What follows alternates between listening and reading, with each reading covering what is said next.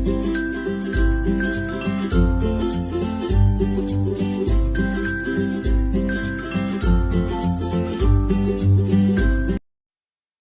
શ્રી કૃષ્ણ મિત્રો, મારા કિચનમાં તમારું સ્વાગત છે. આજે આપણે બનાવીશું મંચુરિયન ભૂલી જાવ તેવી ક્રિસ્પી મંચુરિયન ભાખરી. આ ભાખરીને શાકભાજી અને મસાલા સાથે બનાવીશું ને એટલે તેનો ટેસ્ટ ગજબનો આવશે. સાથે ભાખરીને શાકભાજી અને લોટના પરફેક્ટ માપ સાથે બનાવીશું ને એટલે તમે પહેલી વાર બનાવશો ને તો પણ પરફેક્ટ જ બનશે. અને અમુક ટિપ્સ સાથે ક્રિસ્પી બનાવીશું એટલે વિડીયો છોડીને તમારે ક્યાંય જવાનું નથી. એટલી ટેસ્ટી આ ભાખરી બનશે ને કે તમે દહીં અને ટમેટો સોસ સાથે સર્વ કરશો ને તો ખૂબ જ ખાવાની મજા પડી જશે. અને બાળકોને લંચમાં આપશો ને તો તેનું પેટ પણ ભરાઈ જશે. તો ચલો આજની મજેદાર રેસીપી શરૂ કરીએ.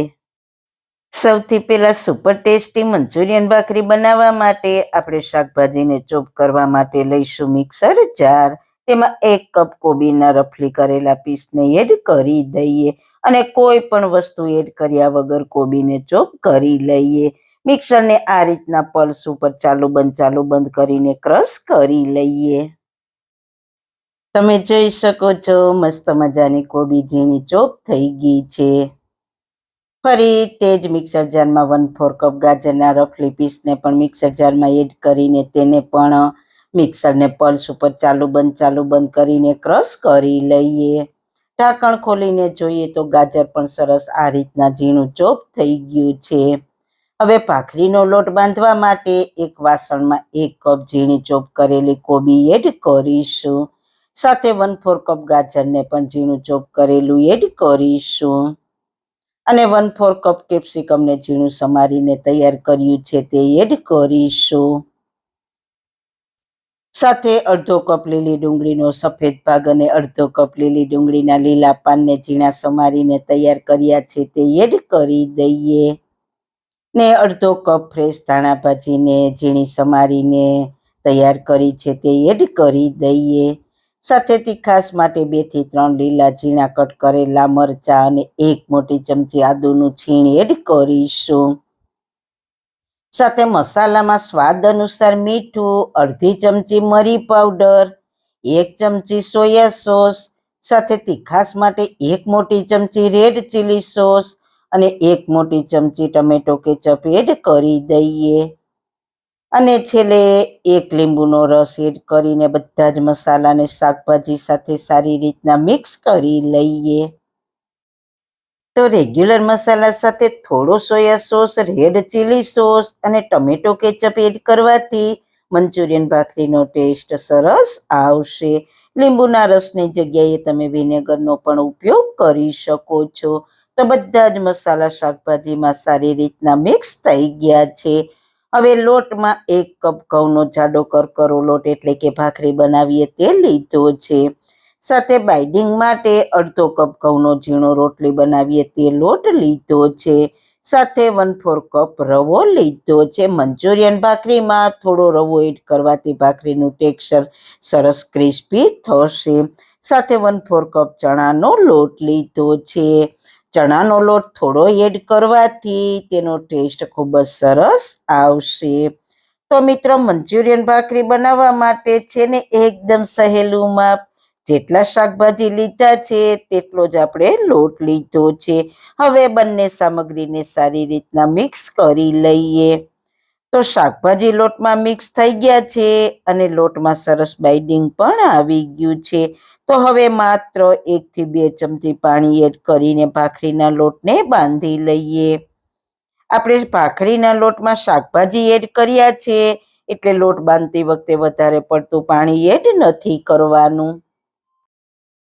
નહીંતર લોટ આપણો વધારે ઢીલો થઈ જશે. તમે જોઈ શકો છો લોટ આપણો સરસ બંધાઈ ગયો છે. તો લોટને આપણે જરા પણ રેસ્ટ નથી આપવાનું. જો લોટને રેસ્ટ આપીશું તો આપણે લોટમાં શાકભાજી ઉમેર્યા છે ને તેના લીધે લોટ વધારે ઢીલો થઈ જશે અને આપણી ભાખરી ક્રિસ્પી નહીં થાય.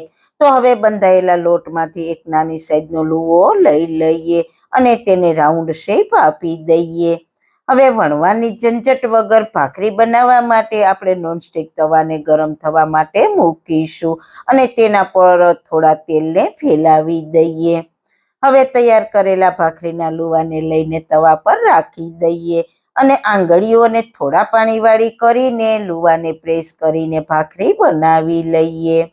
તો બસ આવી મીડિયમ થિકનેસ વાળી ભાખરી બનાવીશું.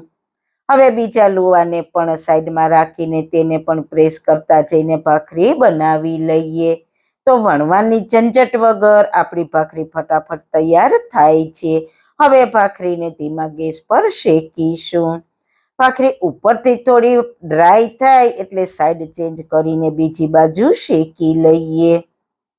હવે ભાખરી પર થોડું તેલ લગાવીશું અને તેની સાઈડ ચેન્જ કરી લઈએ. પછી ભાખરી દબાવવાના ડટ્ટાથી ભાખરીને પ્રેસ કરતા જઈને ભાખરીને શેકી લઈએ. ભાખરીને આપણે ક્રિસ્પી તૈયાર કરવાની છે એટલે ભાખરીને શેકતી વખતે ગેસની ફ્લેમ હાઈ નથી રાખવાની. મીડિયમ ટુ લો ગેસની ફ્લેમ પર ભાખરી સરસ ક્રિસ્પી તૈયાર થશે. તો બંને બાજુ ભાખરી સરસ આપણી શેકાઈ ગઈ છે તો તેને પ્લેટમાં લઈ લઈએ. હવે હું તમને ભાખરી બનાવવાની બીજી રીત બતાવું.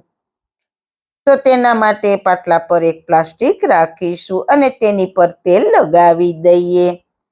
પછી ભાખરીના લુવાને રાખી દઈએ અને આંગળીઓને પાણીવાળી કરીને લુવાને પ્રેસ કરતા જઈને ભાખરીને તૈયાર કરી લઈએ. ભાખરીની થિકનેસ આપણે વધારે પડતી જાડી નથી રાખવાની. તો આપણી બીજી રીતથી પણ ભાખરી તૈયાર થઈ ગઈ છે તો તેને પ્લાસ્ટિકથી અલગ કરી લઈએ. હવે ભાખરીને શેકવા માટે ગરમ તવાને તેલથી ગ્રીસ કરી લઈએ. પછી તૈયાર થયેલી ભાખરીને તવા પર રાખી દઈએ.